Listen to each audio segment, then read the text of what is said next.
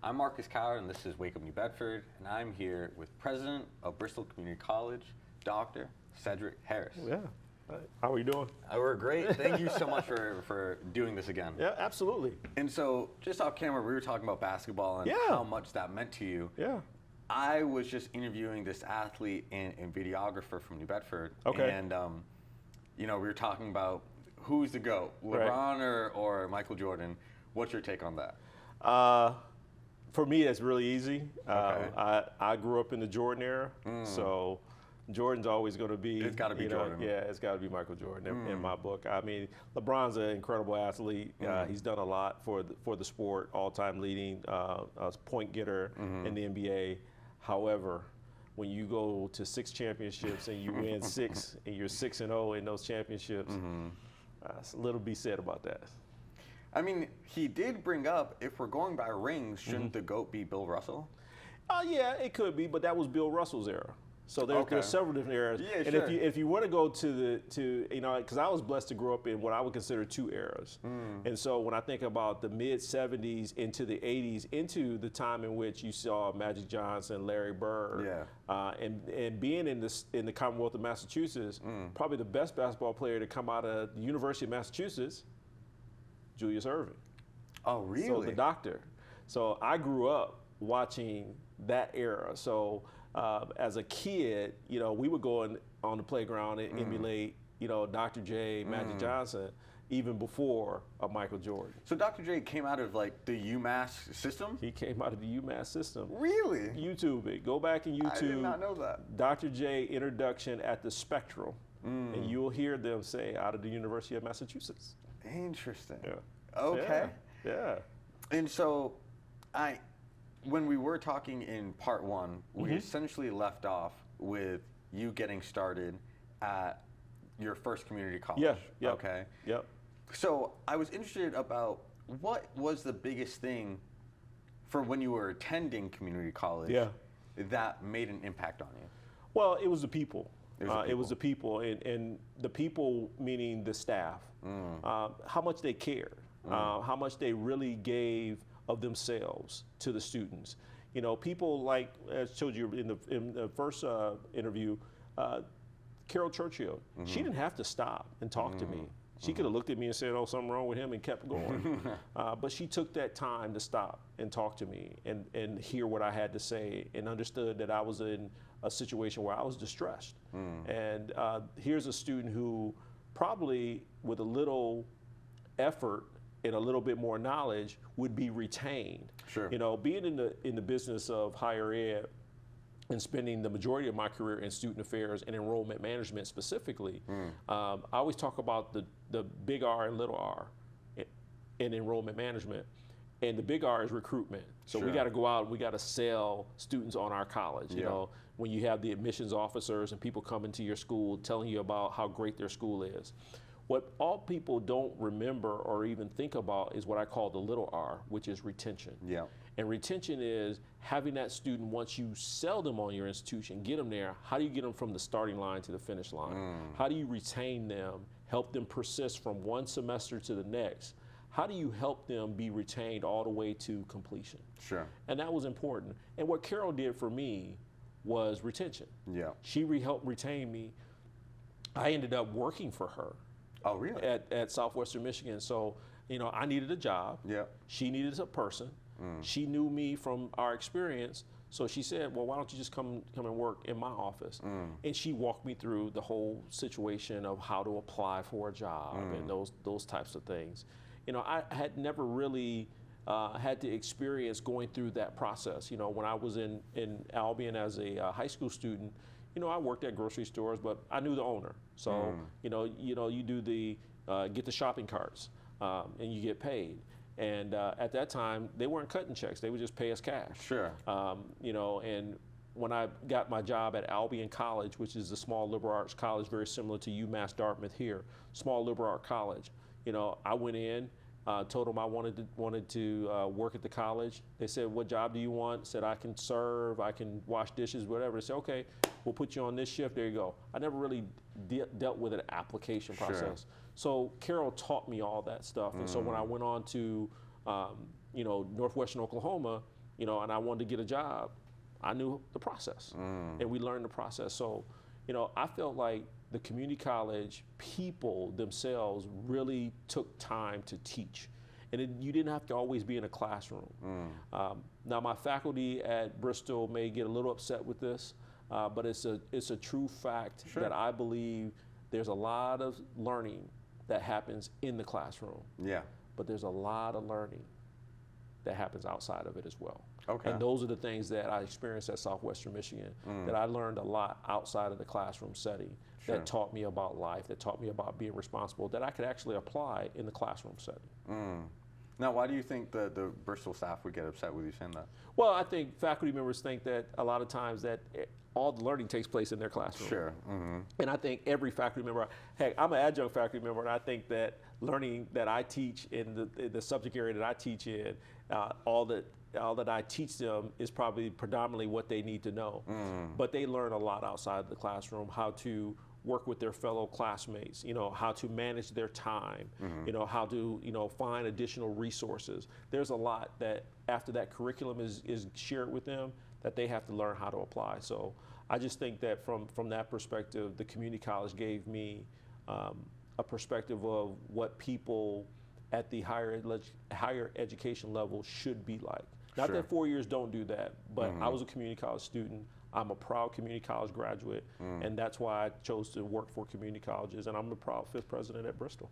And so you've been involved in administration for a long time now.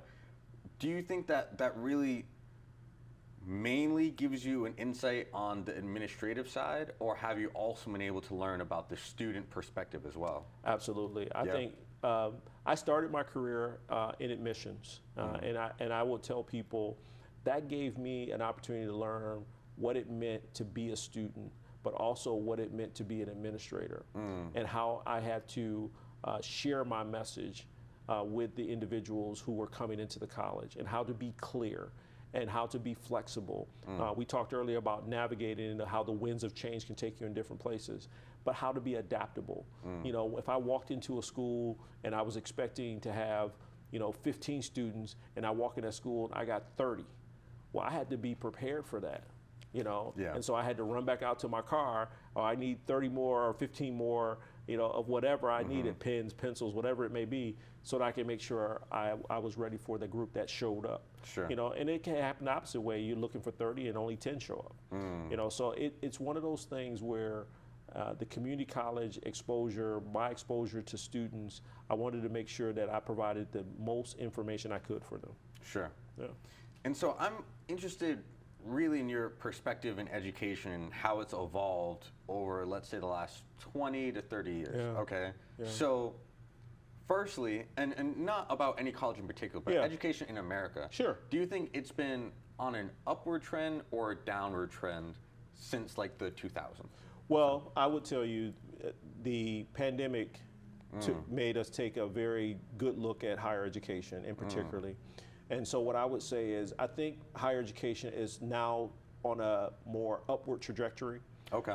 The pandemic took it to a level in which we had to rethink higher education. The landscape of higher education truly, truly changed. It became something that we were unaccustomed to.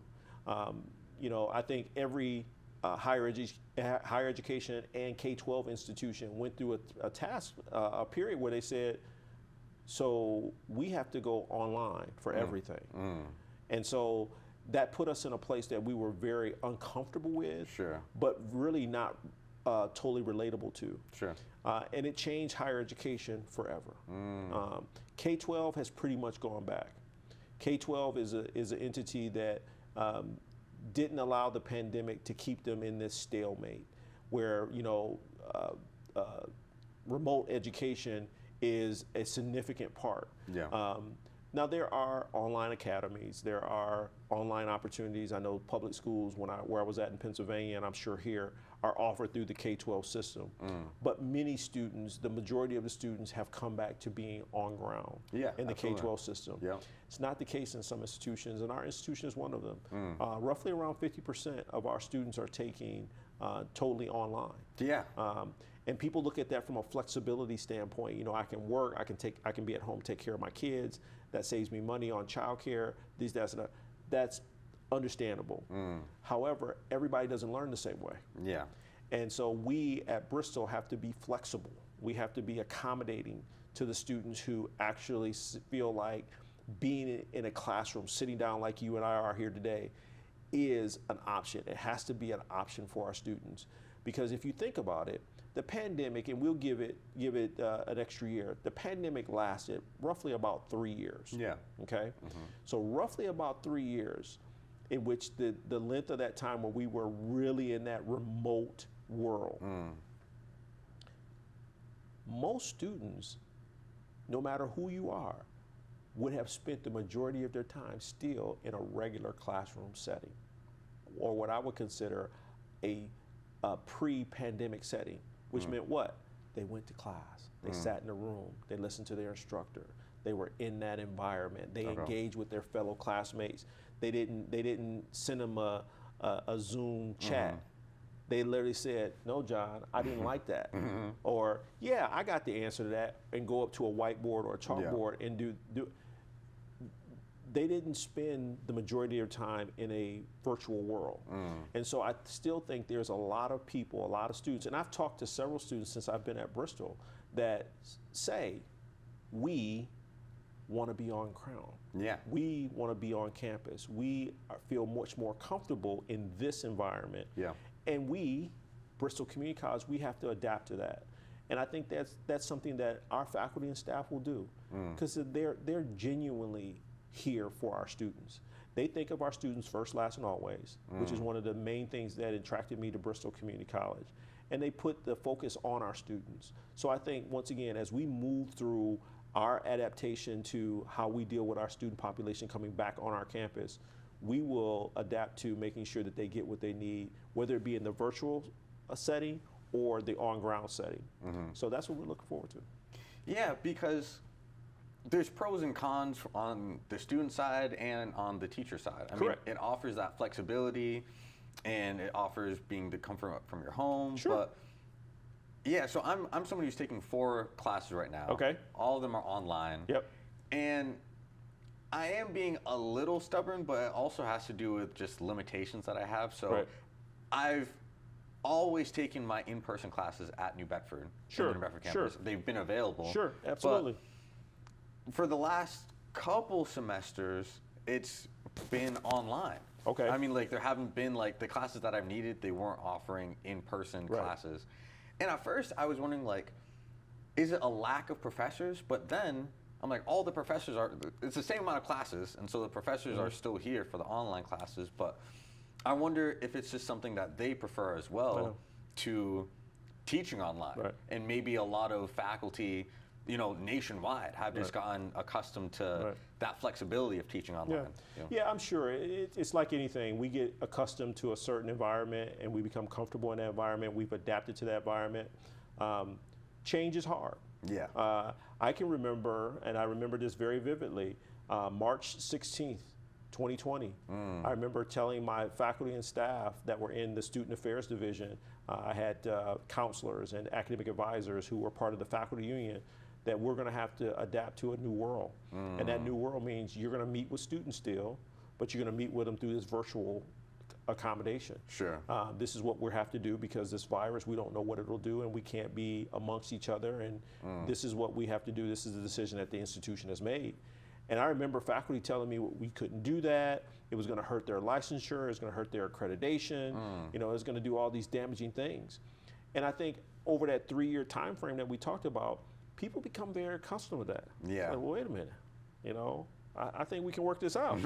You know, it's not all that bad. Yeah, sure. You know, and I think we have to now shift again, and that's tough. Yeah. And I think you have to do it in a manner in which people understand the why. And I think many faculty are willing to make the change, but they need to know why we need to make the change. So at Bristol, one of the things that we're trying to do is we're looking at the data. You know, one of my cornerstones of my career has been making decisions but I try to make very data-informed decisions. Sure. And I don't want to go to a faculty, because our faculty works hard.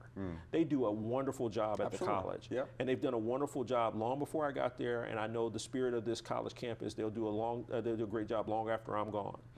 And I know that they want to do what's right for our students. So we've got to bring the data to them that says, here's why we have to make that shift.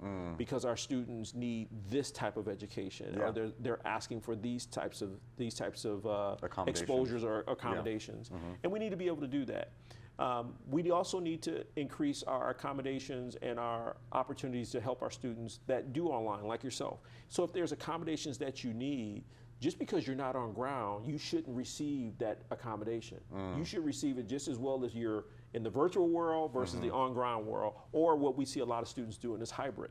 And so I don't want a student to say, you know what, you can't get tutored because you're virtual. No, we have to be able to provide that resource to them so they can be successful. Yeah, absolutely. Yeah. And so now the future of education in a lot of ways, and it's concerning and it offers benefits, you know, there's pros and cons to anything, is AI. Yeah. When you think of AI, do you see it as more of a concern or more of a tool? Well, in our first segment, I talked about where I came from. So you remember Michigan. Michigan's built on the car industry. Sure. My father's job of grinding steel and molding it and putting it into a car frame or a car part was very manual. Sure. I would say in the late 80s, early 90s, we started to see automation. Sure, yeah. Change the industry. I can tell you right now, there are robots, literally robots, that are in manufacturing of cars that are looking at the details of the cars to find any imperfection. Those were people 20, 25, maybe even 10, 15 years ago. That was people doing that. Not long ago. Not long ago. Yeah. And so when I think about how we've kind of matured through, you know, the robot phase and the phase in which we do things, AI is just another tool that is now out there that we can use. And we've got to figure out the right ways to use it. How can we use it to our benefit? How can we really use it to make better decisions? How can we do it to be more effective? How can we use it to be more efficient? Sure. And I've talked to my colleagues not only here in the Commonwealth of Massachusetts, but in the Commonwealth of Pennsylvania, as well as across the nation. And we're trying to really figure out ways that we can use AI. Now, one thing I am proud to say is Bristol is the first community college kicking off this fall to have a degree in artificial intelligence. Really? We are the first. Wow. And so we hold that flag very proud and very high. Yeah.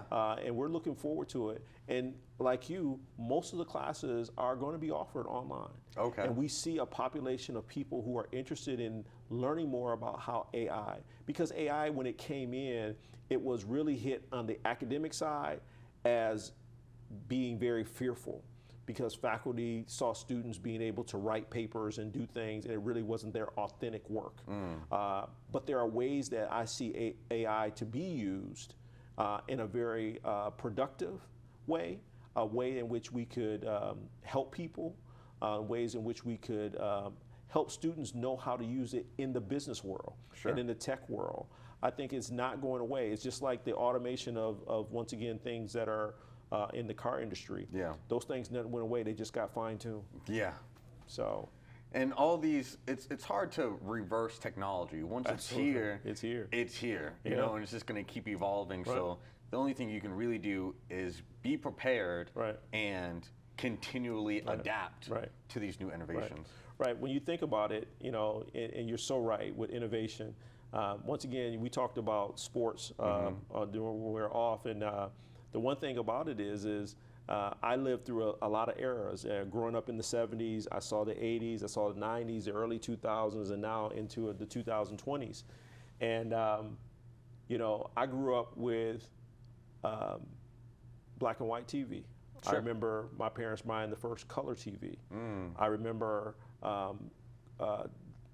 phones with cords. You know, I should laugh that hard. I remember that. This may be very impressive to some of your viewers. Yeah, sure. And so it's really funny that as we look at technology today, there are some people like my children, probably your era, my children have never lived a day in this world without a cell phone.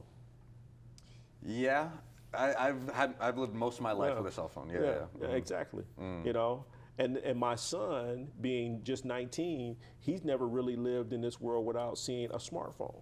Yeah, for sure. Okay, you know, so those types of things, you know, is how the world has evolved, and technology has made us have to change. The pandemic made us have to change a lot quicker in virtual reality types of things and the remote education than we were really prepared for. Sure. And so we have to learn how to adapt, and students are learning how to adapt to a different world. And I think our faculty, our staff need to learn how to adapt to this world so we can continue to provide the quality education that we've been providing at Bristol.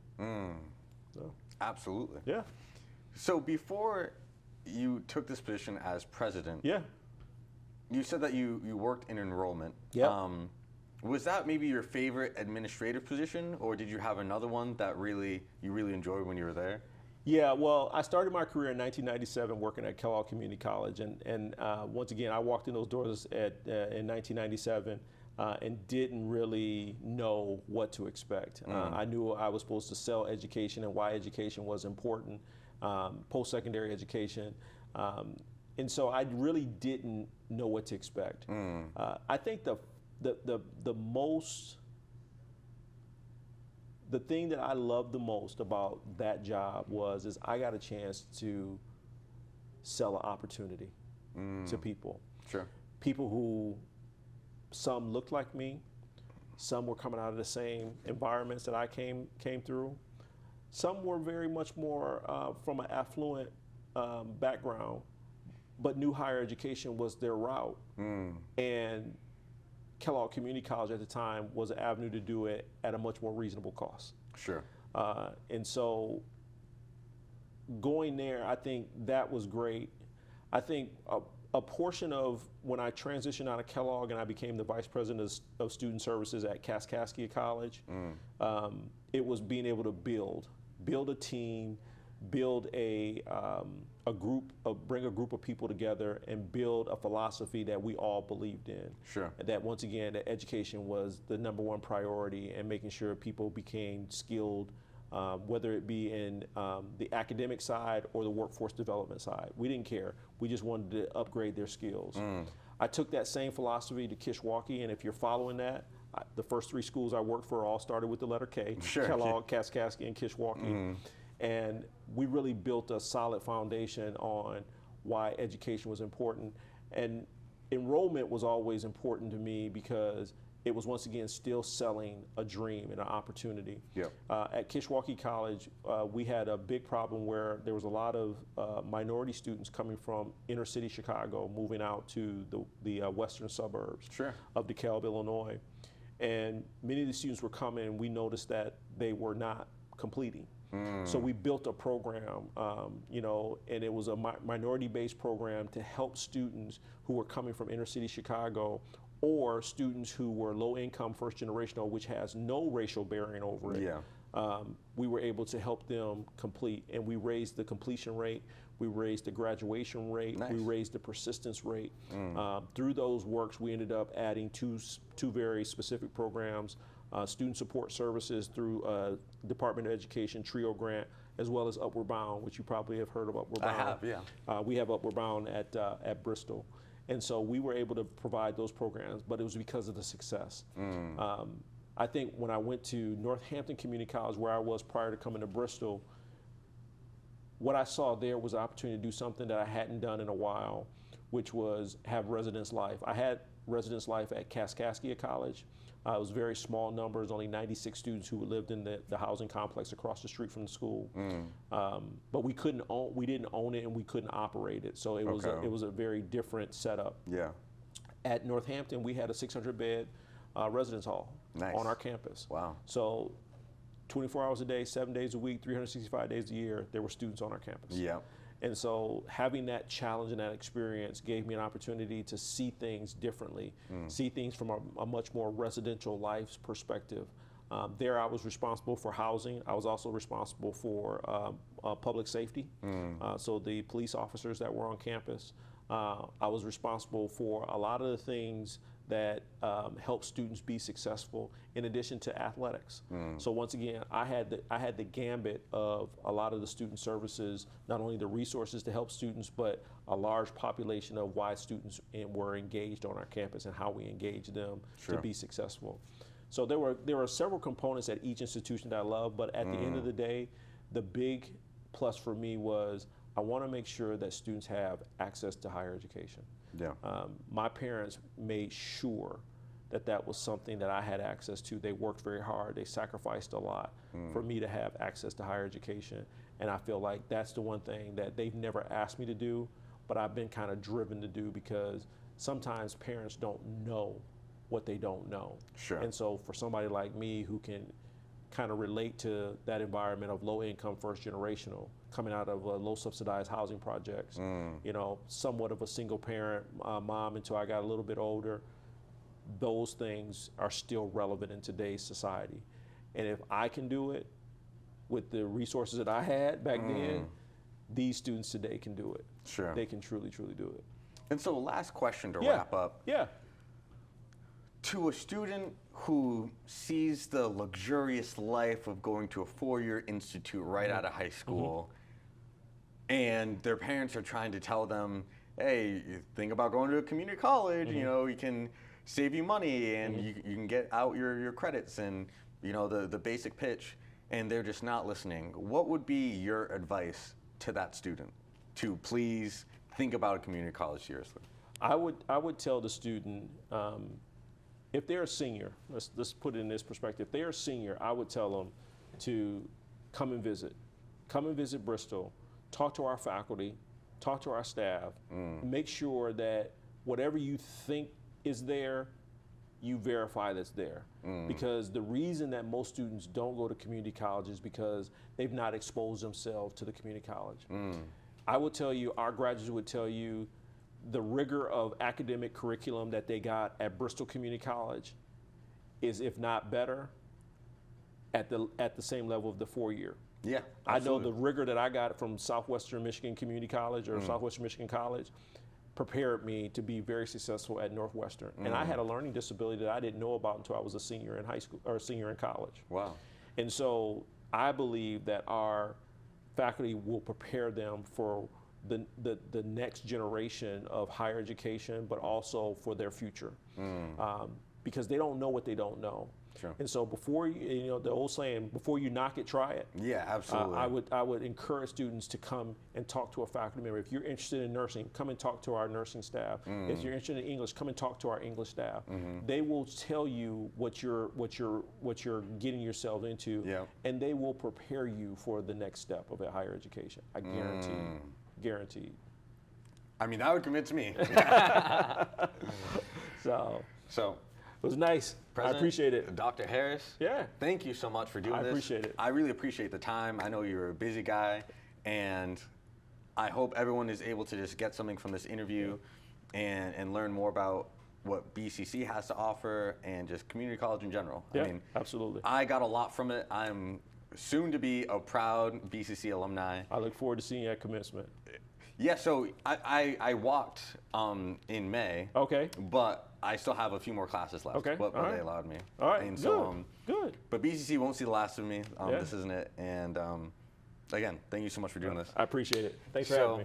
Everyone, thanks for watching, and catch us on the next episode. Peace. I'm running